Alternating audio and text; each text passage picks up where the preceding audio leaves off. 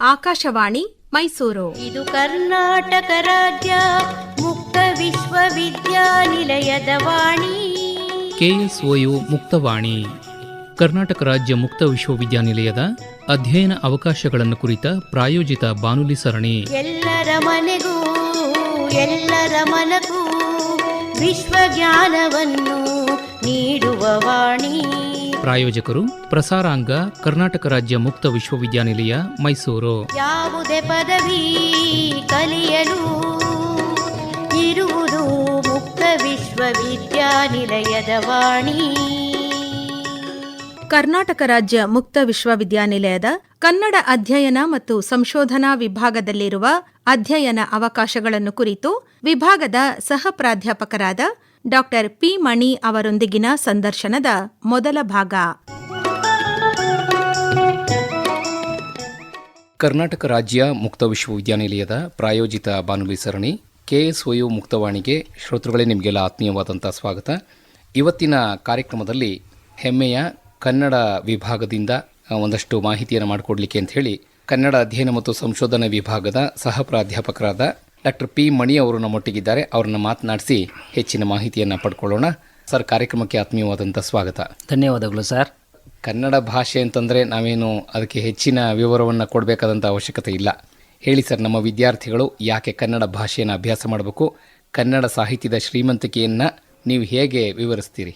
ಕನ್ನಡದ ಬಗ್ಗೆ ಮಾತನಾಡುವುದಕ್ಕೆ ನಮಗೆ ಒಂದು ರೀತಿಯ ಸಂಭ್ರಮ, ಸಂತೋಷ. ಅದು ನಮ್ಮ ಕನ್ನಡ ವಿಭಾಗವನ್ನು ಕುರಿತು ತಮ್ಮ ಜೊತೆ ವಿಚಾರವನ್ನು ಕೆಲವನ್ನ ಹಂಚಿಕೊಳ್ಳುವುದಕ್ಕೆ ನನಗೆ ಬಹಳ ಸಂತೋಷ ಆಗ್ತಾ ಇದೆ ಸರ್. ಒಂದು ಪದ್ಯದ ಮುಖೇನ ನಾನು ಇದನ್ನು ಪ್ರಾರಂಭವನ್ನು ಮಾಡ್ತೀನಿ. ಅಲ್ಲಿಹುದು ಚಾಮುಂಡಿ ದೇಗುಲವೋ, ಇಲ್ಲಿಹುದು ದೂರ ಶಿಕ್ಷಣ ಕೇಂದ್ರವೋ, ಅಲ್ಲಿ ಭಕ್ತರ ದಂಡೋ ದಂಡೋ, ಇಲ್ಲಿ ಕಲಿಕಾರ್ತಿಗಳ ಹಿಂಡೋ ಹಿಂಡೋ,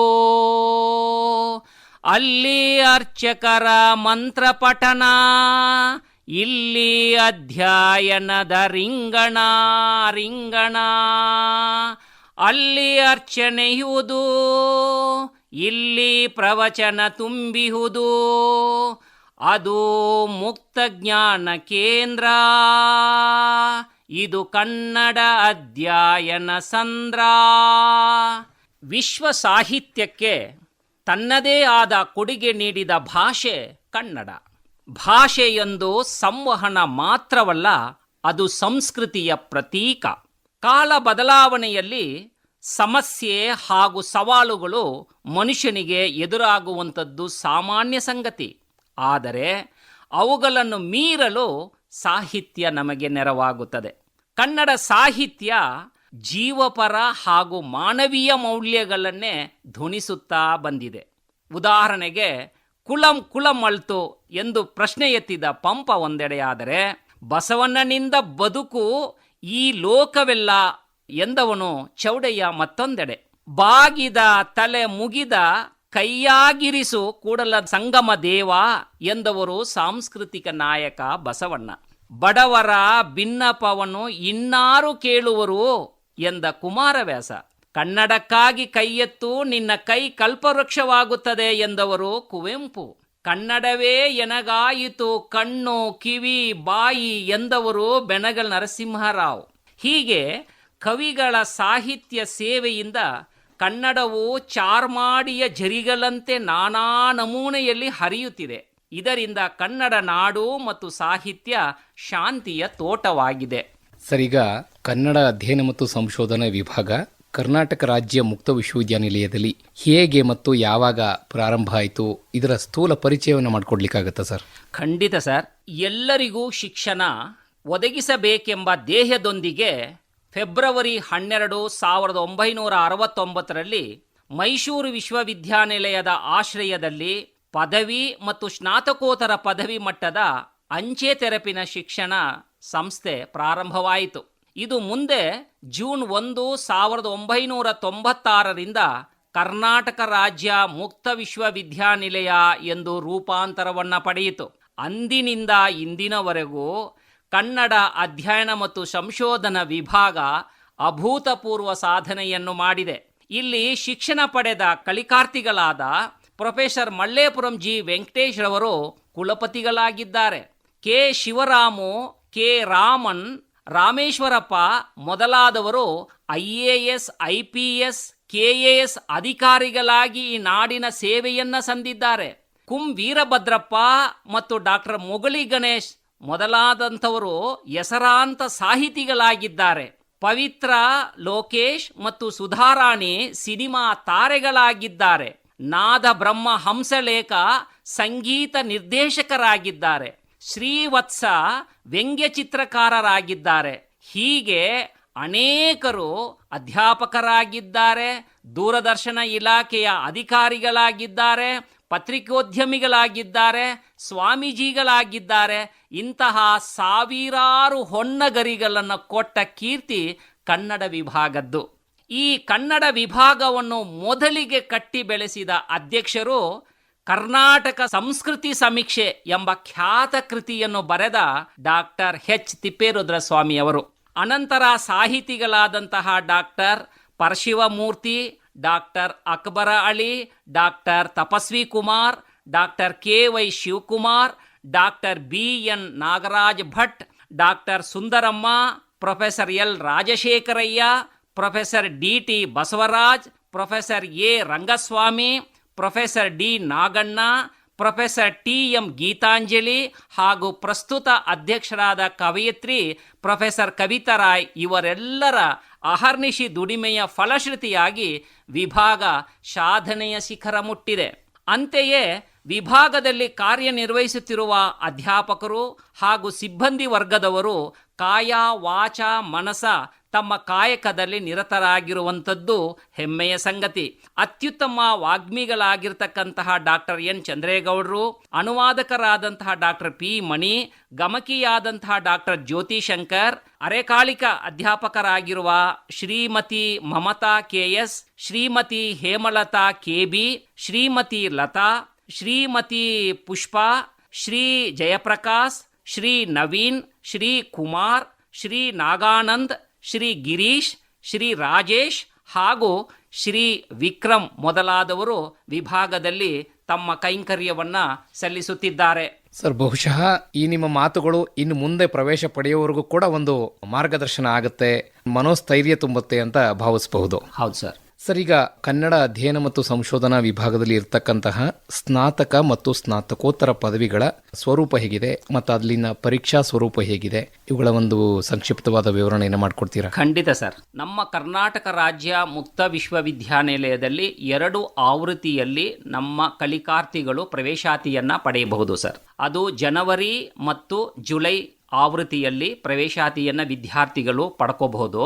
ನಮ್ಮಲ್ಲಿ ಉತ್ತಮವಾದಂತಹ ಸಿದ್ಧಪಾಠಗಳು ಇವೆ ಮತ್ತು ಉತ್ತಮವಾದಂತಹ ಗ್ರಂಥಾಲಯ ಇದೆ. ಆ ನಂತರದಲ್ಲಿ ನುರಿತ ಅಧ್ಯಾಪಕರುಗಳು ನಮ್ಮ ವಿಭಾಗಗಳಲ್ಲಿ ಇದ್ದಾರೆ. ಇದರಿಂದ ನಮ್ಮ ವಿಭಾಗದಲ್ಲಿ ಯಾವ್ಯಾವ ಕೋರ್ಸ್ಗಳು ನಡೀತಾ ಇದೆ ಅಂತಂದ್ರೆ, ಪದವಿ ಕೋರ್ಸ್ಗಳಿವೆ, ಡಿಪ್ಲೊಮಾ ಇದೆ, ಮತ್ತೆ ಸ್ನಾತಕೋತ್ತರ ಕುವೆಂಪು ಸಾಹಿತ್ಯ ಕೋರ್ಸ್ ಸರ್ಟಿಫಿಕೇಟ್ಗಳಿಂದ ಹಿಡಿದು ಸ್ನಾತಕೋತ್ತರ ಹಾಗೂ PhD ಕಾರ್ಯಕ್ರಮಗಳವರೆಗೂ ಉನ್ನತ ಶಿಕ್ಷಣ ಎಲ್ಲರಿಗೂ ಎಲ್ಲೆಡೆ ನೀಡುತ್ತಾ ಬರುತ್ತಿರುವಂತಹ ಹೆಮ್ಮೆಯ ಸಂಸ್ಥೆ ನಮ್ಮ ಸಂಸ್ಥೆ. ಇಲ್ಲಿ ಪದವಿಗೆ ಸಂಬಂಧಪಟ್ಟ ಹಾಗೆ 3 ವರ್ಷದ ಪದವಿ ಶಿಕ್ಷಣವಾಗಿರುವ BA ಬ್ಯಾಚುಲರ್ ಆಫ್ ಆರ್ಟ್ಸ್ ಮತ್ತು BCom ಬ್ಯಾಚುಲರ್ ಆಫ್ ಕಾಮರ್ಸ್ ವಾರ್ಷಿಕ ಪದ್ಧತಿಯಲ್ಲಿ ವಿದ್ಯಾರ್ಥಿಗಳು ಕನ್ನಡ ಭಾಷೆಯನ್ನು ಅಧ್ಯಯನ ಮಾಡ್ತಾರೆ.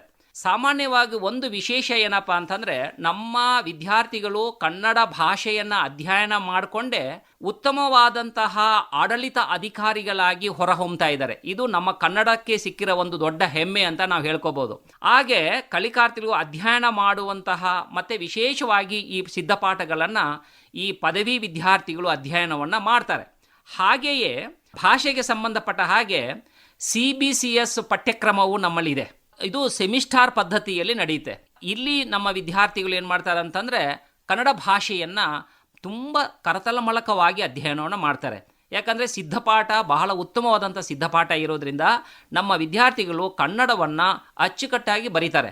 ಅಂದರೆ ಸಾಂಪ್ರದಾಯಿಕ ವಿಶ್ವವಿದ್ಯಾನಿಲಯ ಇರ್ತಕ್ಕಂತಹ ವಿದ್ಯಾರ್ಥಿಗಳು ಬರೆಯುವುದಕ್ಕಿಂತಲೂ ನಮ್ಮ ಕರ್ನಾಟಕ ರಾಜ್ಯ ಮುಕ್ತ ವಿಶ್ವವಿದ್ಯಾನಿಲಯದ ವಿದ್ಯಾರ್ಥಿಗಳು ಪರೀಕ್ಷೆಯನ್ನು ಬರೆಯುವಂತಹ ಸಿದ್ಧತೆ ಇದೆಯಲ್ಲ, ಇದು ಸಾಂಪ್ರದಾಯಿಕ ವಿಶ್ವವಿದ್ಯಾನಿಲಯದ ಅಧ್ಯಾಪಕರನ್ನು ಕೂಡ ಬೆರಗುಗೊಳಿಸಿದೆ.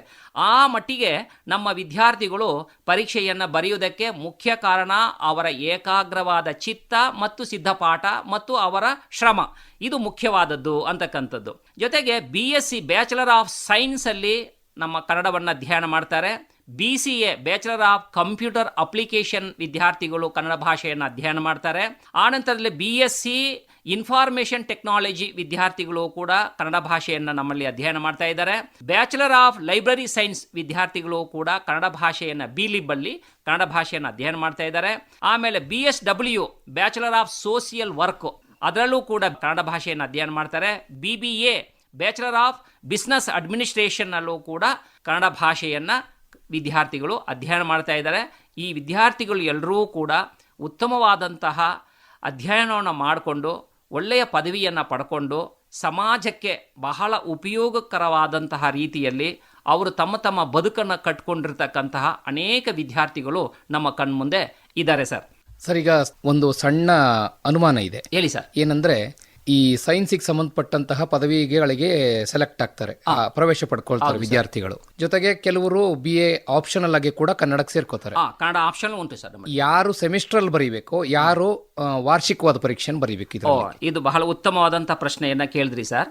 ಈಗ ವಾರ್ಷಿಕವಾಗಿರ್ತಕ್ಕಂತಹ BA BCom ವಿದ್ಯಾರ್ಥಿಗಳು ಇವರು ಏನಾಗಬೇಕಂತಂದ್ರೆ ಇವರು ವಾರ್ಷಿಕವಾದಂಥ ಪರೀಕ್ಷೆ, ಅದರಲ್ಲಿ BA ಇರುತ್ತೆ, BCom ಇರುತ್ತೆ ಮತ್ತು ಐಚ್ಛಿಕ ಕನ್ನಡ ಇರುತ್ತೆ. ಈ ಮೂರು ವಿಷಯವನ್ನ ಓದತಕ್ಕಂಥ ವಿದ್ಯಾರ್ಥಿಗಳು, ಐಚ್ಛಿಕ ಕನ್ನಡ ಓದ್ತಕ್ಕಂಥವರು, ಆ ನಂತರದಲ್ಲಿ BAಯಲ್ಲಿ ಕನ್ನಡ ಓದ್ತಕ್ಕಂಥವರು, BCom ಅಲ್ಲಿ ಕನ್ನಡ ಓದ್ತಕ್ಕಂಥ ವಿದ್ಯಾರ್ಥಿಗಳು, ಇವರು ವಾರ್ಷಿಕ ಪದ್ಧತಿಯ ಆಧಾರದ ಮೇಲೆ ಬರ್ತಾರೆ. ಉಳಿದ CBCS ಪಠ್ಯಕ್ರಮದ ಅಡಿಯಲ್ಲಿ ಬರ್ತಾರಲ್ಲ ಆ ವಿದ್ಯಾರ್ಥಿಗಳು ಇವರೆಲ್ಲರೂ ಕೂಡ ಸೆಮಿಸ್ಟರ್ ಪದ್ಧತಿಯಲ್ಲಿ ಇರ್ತಾರೆ. ಅವರು BSc BCA BLib ಆಮೇಲೆ BSW BBA ಈ ಕೋರ್ಸ್ ಅನ್ನ ಸೆಮಿಸ್ಟರ್ ಪದ್ಧತಿಯಲ್ಲಿ ಅಧ್ಯಯನವನ್ನ ಮಾಡ್ತಾರೆ. ಅಂದ್ರೆ ಅವರಿಗೆ ಪೇಪರ್ ಇವರಿಗೆ ಬೇರೆ, ಐಚ್ಛಿಕ ಬೇರೆ, ಅವರಿಗೆ ಬೇರೆ, ಅವರೇ ಬೇರೆ. ಈ ಬದಲಾವಣೆಗಳನ್ನ ನಮ್ಮ ವಿದ್ಯಾರ್ಥಿಗಳು ಗಮನಿಸಿಕೊಂಡ್ರೆ ಪ್ರವೇಶ ಬಯಸುವ ಸಮಯದಲ್ಲಿ ಅವ್ರಿಗೆ ಅನುಕೂಲ ಆಗುತ್ತೆ. ಈಗ ಹೇಳಿ ಸರ್, ಸ್ನಾತಕೋತ್ತರ ಪದವಿಯ ಬಗ್ಗೆ. ಕನ್ನಡ ಸ್ನಾತಕೋತ್ತರ ಪದವಿ CBCS ಪಠ್ಯಕ್ರಮದ ಅಡಿಯಲ್ಲಿ ಸಾಗುತ್ತಿದೆ. ಇದು ವಾರ್ಷಿಕ ಇಲ್ಲ. ಅಂದ್ರೆ ಸಾಂಪ್ರದಾಯಿಕ ಪದ್ಧತಿಯ ಶಿಕ್ಷಣ ಮಟ್ಟ ಹೇಗಿದೆಯೋ ಅದೇ ಶಿಕ್ಷಣ ಮಟ್ಟ ಕರ್ನಾಟಕ ರಾಜ್ಯ ಮುಕ್ತ ವಿಶ್ವವಿದ್ಯಾನಿಲಯವು ಕೂಡ ನೀಡ್ತಾ ಇರತಕ್ಕಂಥದ್ದು. ಮೊದಲನೇ ಸೆಮಿಸ್ಟರ್ನಲ್ಲಿ ಒಟ್ಟು 6 ಪತ್ರಿಕೆಗಳಿವೆ. ಇದರಲ್ಲಿ 5 ಪತ್ರಿಕೆಗಳು ಹಾರ್ಡ್ ಕೋರ್ ಅಂತ ಕರೀತಾರೆ.